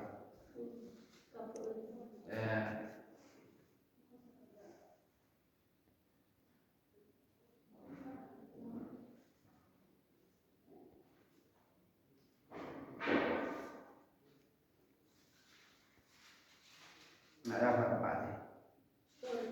أوكي يسوع وين داير كم مرة أربعة اسكاب حالة حنون بينك زي أبي المسكين أتم صلاة يذكر ما بنيامين كا تاي كبرو أتم تماري قام زين أتم صلاة يدان بنيامين كا أتم تماري قام زين وبرون نجزيابير عمل إسرائيل مقدس كم تصرفوا بالسمعوا ناب زربابيل ناب وناتات ما بيتن أبوات قريبا نحنا كما خاطكم أملاكم دل علينا إذا أسه هريشان نبوس أصل نبزي زمت أنا معتي جميرنا لما نمو سوينا إنامو بسخاتكم تانجبرنا كنسر ندل علينا بروا زربابيل إياسون أتم تترفون وناتات ما بيت أبوات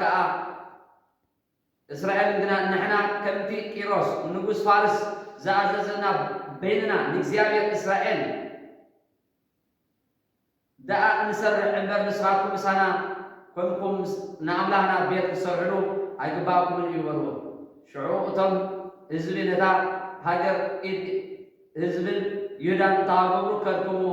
كيسرحو دما أفرارو نتمخرم دما كبرسو تاغبرو مخارو تشاهد وزقا أبو كله زبن كيروس نقص فارسن كسا ننقص دارسن نقص فارس كونه سلسي نتي إيرو نتعيا أملا نتي زيادة بعداو وطم عايتي دبما على عين زت الصا نزعية زي المبهار دما أتم نبي سماريا زاتو سبات وتلقوا زقام وطم خطاز مسألة الله على جميرنا تاجرنا هنا نزيابير مسوات سوينا هنا من هنا دما نسخات كتام جبرنا عيوخنا عينا كله غلو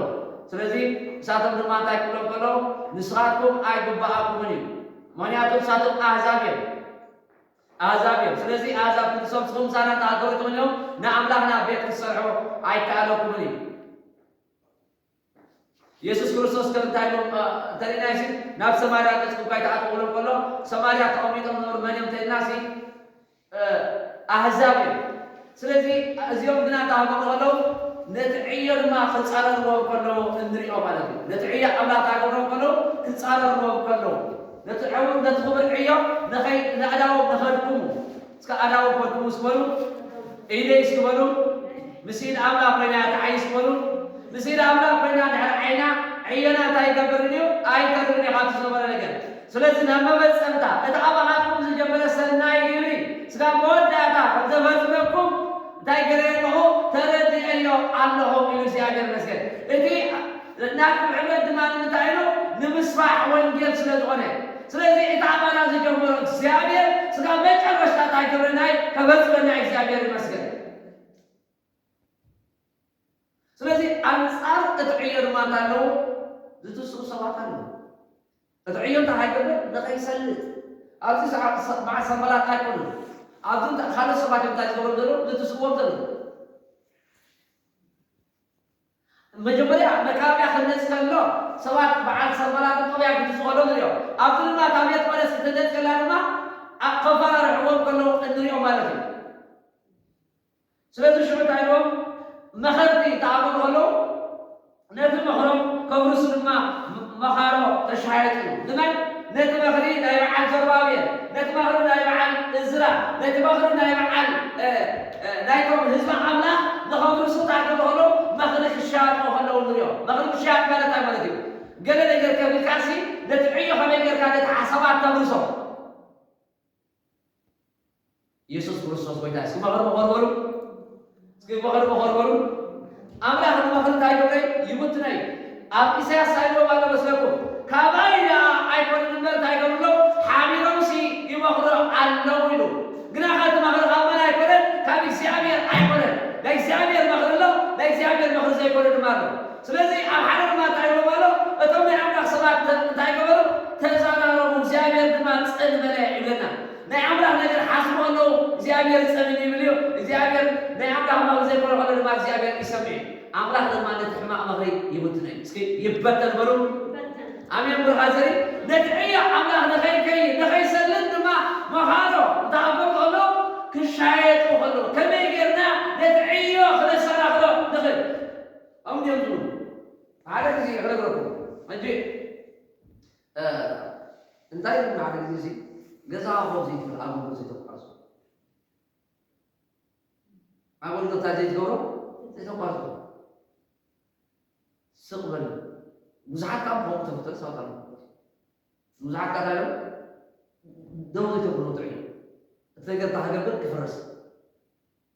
እስከ ኣቦ ይገብር በሉ እስከ ኣቦ ይገብር በሉ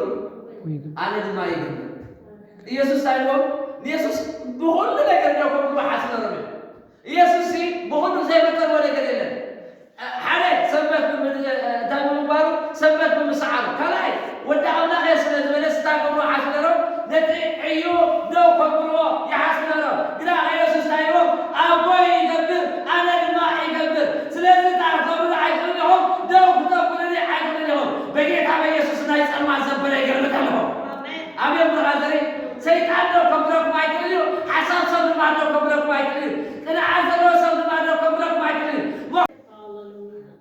ስለዚ መኸልክም ዝሻየጡ ዘሎ ንመን ነቲ ህዝቢ ኣምላኽ እንታገብሩ ኢዳው ንምሕላል ነቲ ዕየው ደው ንምባል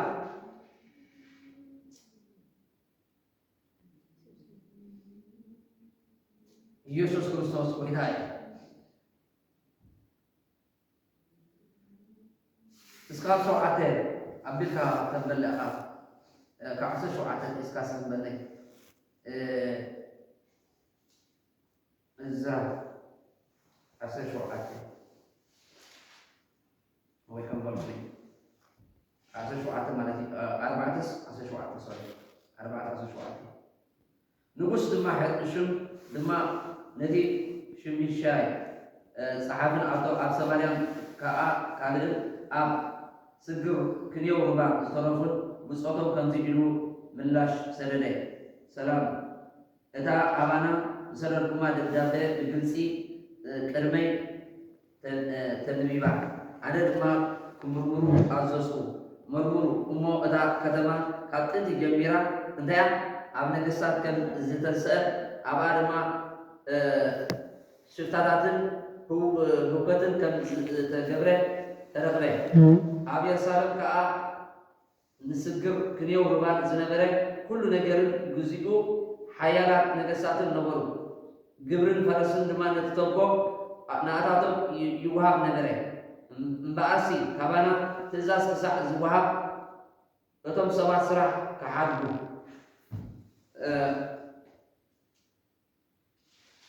ኣብ ካልእ ድማ እስኪ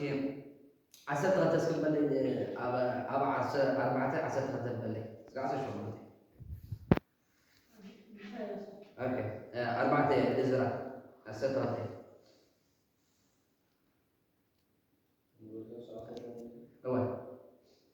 እቶም ካባኻ ዝደልዩ ኣይሁድ ናባና ኣብ ኢየሩሳሌም ከም ዝመፁ ነቲ ዓርቦኛም ክፍእትን ከተማ ይሰርሕዋ ከም ዘለዉ መካበቢያ ከም ዝፈፀሙ መሰረታ ድማ ከም ዘፅንዑ ንጉስ ይፍለጥ ሕጂ ኸ እዛ ከተማ እዚኣ ተሰሪሓ መካበቢያ እውን እንተተሓጊሱ ግብርን ፈሰስን ተጎን ከም ዘይህቡ እሞ መዝገብ ንጉስ ከም ዝጉዳእ ንጉስ ይፍለጥ እምበር ስንክማ ጨው ቤት ንጉስ ካብ ንበልዕ ጉዳት ንጉስ ሰኢና ክንርኢ ዘይግባእ ነው ስለዚ ብኢኽና ንጉስ ኣፍለጥና ኣነ ፅሓፍ ዛንታ ቦታትካ ይመርምሩ እዛ ከተማ እዚኣ ዓባይ ከተማ ከም ዝኾነ ንነገስታትን ኣውራጃታትን ከም ዝበለት ካብ ጥንትታ ኣብኣ ኣገልግል ከም ዝገበሩ ኣብቲ መፅሓፍ ዛንታ ዝተረኽቦም ክትፈልጦም ኢኻ ብኡ ምክንያት ድማ እዛ ከተማ እዚኣ ፈረሰት እዛ ከተማ እዚኣ እንተ ተሰሪሓ መካበቢያ እንተተሓጊሱ ስግር ክንየው ሩባ ክፍሊከን ዘይብልካ ንንጉስ ንነግር ኣለና ኢየሱስ ክርስቶስ ወይዳ ረይዎ ንንጉስ በይርያም ዝመፅሎ በቲ ካብኣቶም ዝኽፈል ግብርታትን ገለን እንታይ እዛ ከተማ እዚኣ ካብ ቀረባ ሓንቲ መዕገርገሪት ምዃና ሓንቲ ኣሸጋሪት ምዃና ከምኡ ድማ ግብሪ ናብቲ ንጉስ ከም ዘይኣቱ እቶም ካባኻ ዝደይሉ ኣይሁድ ድማ ናባና ኢየሩሳሌም ከም ዝመፁ እሞቐታ ዓለወኛ ክፍእትን ከተማ ይሰርሕዋ ኣለዉ። እንታይ ገብሩ ኣለዉ? ይሰርሕዋ ኣለዉ። ስለዚ መካበቢያ እንታይ ከም ዝገብረ ከም ዝተፈጸመ መሰረታ ድማ ከም ዝጸንዐ ንጉስ ፍለጥ ኢሎም ሓደ መካበቢያ እንታይ ገሪ ታሪጽ ተወዲ ካልኣይ ካብ መሰረታ እንታይ ከም ዝገብረ ከም ዝተፈጸመ ስለዚ ነትዕዮ እንዳለምዎ ኣለዉ እዛ ከተማ እዚኣ እንተተሃኒፃ ንዓኻ ብዙሕ ጉዳይ ነገር ኣለዎ ኢሎም ናብቲ ንጉስ መቕሪ ተሻይጦም ብዛዕባ እቲ ንጉስ ከዓ እቲ ኣታዊ ዝናባኻ ዝነበረ ድሕሪ ደጊምታይ ኣይክኸውን እዩ ኣታዊ ኣይክኸውን ኢሎም ነቲ ዕዮ ንምኳር ደብዳቤ ናብ ንጉስ ሰዲዶም ክልኡ ከሎም ንሪኦ እቲ ንጉስ ድማ ካብዚ ተረዒሉ ነቲ ዕዮ ተሃገሮ ከሎ ደው ክብል ንኽልተ ዓመት ክእዝዝ ከሎ ንሪኦ ግና ኸ እግዚኣብሔር ኣብ ኢየሩሳሌም ስለ ዝበፅሖ ነቲ ህዝቢ ስለ ዝበፅሖ ድሕሪ ክልተ ዓመት ነቲ ዕዮ ክቕፅል ከሎ ንሪኦ ማለት እዩ ምክንያቱ ንጉስ ቄሮስ እንታይ ከም ዝበለ ነቲ ዕዮ ነታ ቤት ኣምላክ ክስራሕ ከም ዘለዎ ኣብ ቤት መዝገቡ እንታይ ተገይሩ ተረኺቡ እግዚኣብሔር ይመስገን ኢየሱስ ክርስቶስ ጎይታ ስለዚ ኩሉ ግዜ ነቲ ዕዮ ምስልኻን ብዙሕ ግዜ ክውስኽና ይኽእል እዩ ብዙሕ ግዜ ፀላኢ ክትስዓና ይኽእል ግና ኸ ነቲ ዕዮ ብዘይ ምቁራፅ እንታይ ንገብር ይግባአና ተዓቂቕና ንእግዚኣብሔር ክነገልግሎ ይግባአና ኣብቲ ንህምያ ከገልግል ከሎ ወይ ከዓ ካልእ ከሎ እንድሕር ኣሪኽሞ ኣብቲ ምዕራፍ 4 ወይ ከዓ 5-6 ክንገድ ከለና ገሊኣቶም ነቲ ዕጥቂ እንተሃገሩ ከለዉ ስንረአዮ ናይ ነህምያ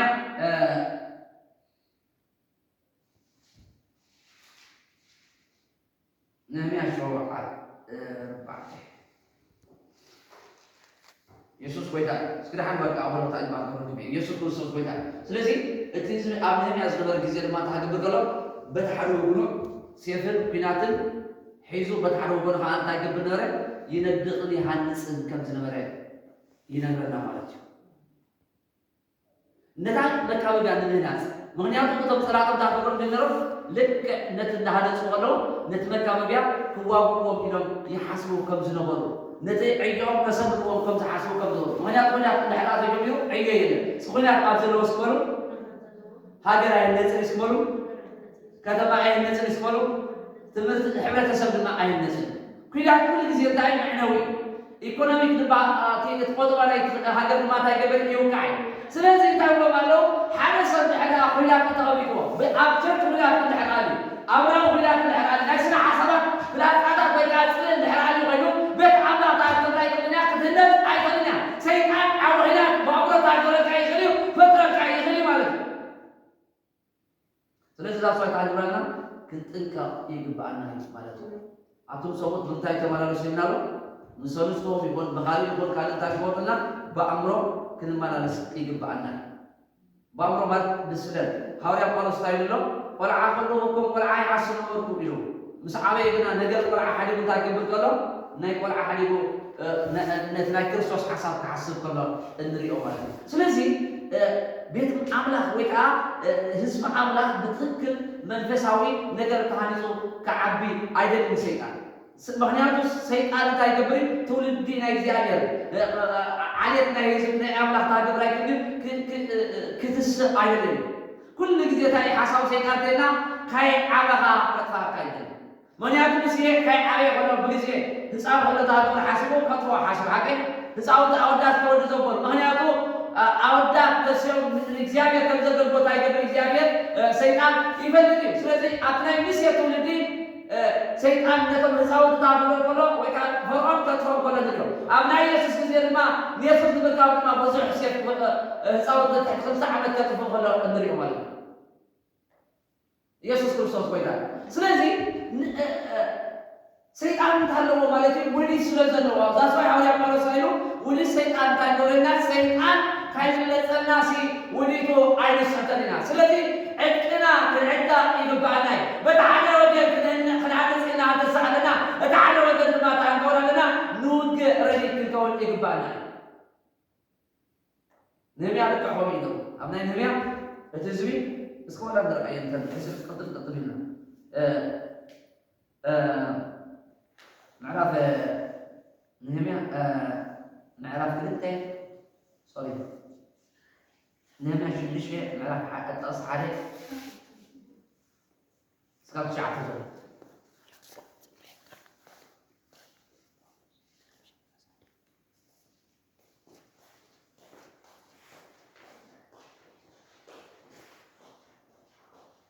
أما ليس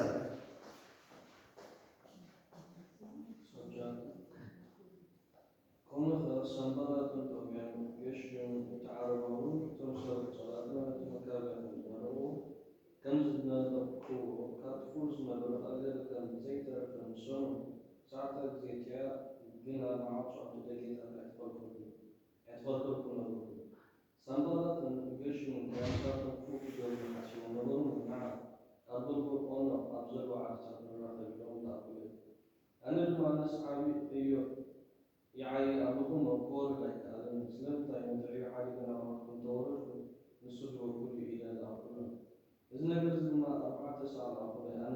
كم جزء رجع إلى المسلم شو سامبلا كم جزء جزء خفتي جبدا بيجي أكيد وحمشة زي ولا أقول أنا كم جزء بتسحبنا نصفنا تشوفوا تحسوا كم جزء إذا رجع الله ذاته سميع جاشوا يقولون من تزيد ما مكابع سرح كم زلقا صفا نبصر كون كم زلقاون يبعاد دما يرسل تعالى قريبا نبصر وإلى زيوجنا لا تقوم أجل ما أزل جرزي أبو سماعي وحجل مع صاحبنا لما آخر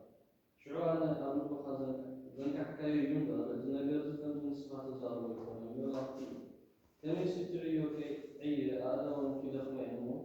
يتعيو في حرب ويوم ناول كلاتهم في سنبنا دجمين ስለዚህ ነጥዕዮ ኣምላኽ ንምምኳር ንናምያ እንታገበሮ ንዓ ንማኸር ነምያ ድማ እንታክገብር ከሎ ነጥዕዮ ክሓድግ ኣይሓድግን እየ ዓብዪ ዕዮ እንታክገብር ከም ዘሎ ኣነ ዕዮ ኣምላኽ የዓይ ወይ ከዓ ክቡር ዕዮ ዓብዪ ዕዮ የዓይ ከም ዘሎ ነቲ ዕዮ ሓዲገ ናባኻትኩም ኣይወርድን እየ ይብሉና ምክንያቱ እቲ መክሮም እንታይ ንምግባር እዩ ንነህምያ ንምጥፋእ ነህምያ ከምቲ መጀመርያ ዝበልናዮ ክቡር ዕዮ ወይ ከዓ ክቡር ነገር ሓሳብ ከም ዘሎ ፈሊጦም ንነህምያ በቲ ነህምያ ዝመፆ ነገር ኣብታ ነህምያ ዝመፀላ ሰዓት ኣትሒዞም እንታይ ገብሮምን ደስ ኣይብሎም ስለዚ እቲ መክሮም ክፉእ መክሪ ስለ ዝነበረ ድማ ነቲ መክሮም ተኸገብሮ ከሎ ናብ መክሮም ክወርድ ከሎ ኣይንሪኦም ማለት እዩ ስለዚ ኩሉ ግዜ ነቲ ሕማቕ መክሪ ተኸገብረሉ የብልና ማለት እዩ ናብቲ ሕማቕ መክሪ ክንወርድ የብልና ነቲ ሰብ ተሃገብሮ ይግባአና በትክክል ጥሩዕ ዝኾነ ነገር ሓሳባት ጥራይ ክነቕንዖ ዘለና ክሪኢ ግን ነቲ ሓሳባት ተሃገብሮ ይግባአና ረጀት ክንገብሮ ይግባአና ስለዚ ነቲ ዕዮ ንምምኳር ዘይገበርዎ ነገራት የለን ፀላኢ ድማ ብዝተፈላለየ ኣብ ሂወትና ተሃገብር ይኽእል እዩ ነቲ ዕዮና ነቲ እግዚኣብሔር ዝሃበና ነገር ነቲ ፀጋና ነቲ ናይ እግዚኣብሔር ነገር ነቲ ራእይና ተሃገብሮ ይኽእል እዩ ብዙሕ ነገር ክዋጋአና ይኽእል እዩ ነገር ግን ፀላኢ ውግእ ስለ ዝኸበደ ፀላኢ ፈቐዳ ስለ ዘብዝዐ ስታሃንከውና ይኽእልና በቲ ናይ ፀላኢ ሓሳባትና ክቋረፅ የብሉን ማለት እዩ ምክንያቱ መፅሓፍ እንታይ ብሎ እቲ ገመል እንታይ በሃል እዩ እቲ ገመል خلف نبح تغلب نبح እቲ ገመል ካ እንታይ ይገብር ጉዕዞ ይቕፅል ከልቢ ፅቡቕ ምስሊ ኣልያ ከልቢ ካብ ምንብሑ ኣይተርፍን ፀላኢ ካብ ምንብሑ ኣይተርፍን ስጋ መወዳት ጉዕዞኻ ግን ክትቅፅል ክትክእል ኣለካ ኩሉ ግዜ ጉዕዞና እንታይ ክንገብር ኣለና ኩሉ ግዜ ምክንያቱ ፀላኢ ኣይዓርፍን ፀላኢ ኣይዓርፍን ንየሱስ ክርስቶስ እንታይ ገበረ ኢሉና መፅሓፍ ቅዱስ ንግዜኡ ሓደጉ ብለና ንግዜኡ እንታይ ገበረ ሓደጉ ስለዚ ፀላኢ ኩሉ ግዜ እንታይ ገበረ ይከታተለካ ስለዚ ወላዲና ሰሪሕኩም እንታይ ኢሎሞ ናብዚ ንዓውረድ ኢሎሞ እቶም 50 ወታደር ኣወርኒ ኣነ ናይ ኣምላኽ ሰብ ዘመነ ኮይነ ካብ ሰማይ ሓዊ መፅኡ እንታይ ገበርኩም ይብላ ዓብዩ ስለዚ ናብቲ ናይ ፀላኢ መኽሪ ክንወርድ የብልና ንመኽሪ ፀላኢ ግን ታሃቦ ኣለና ኣብ ቀዳውና ነቲ ሰናይ ነገር ብምዕያይና እንታይ ንገብሮ ነቲ ሓሳብ ፀላኢ እነፍሱ ዘይተባሩ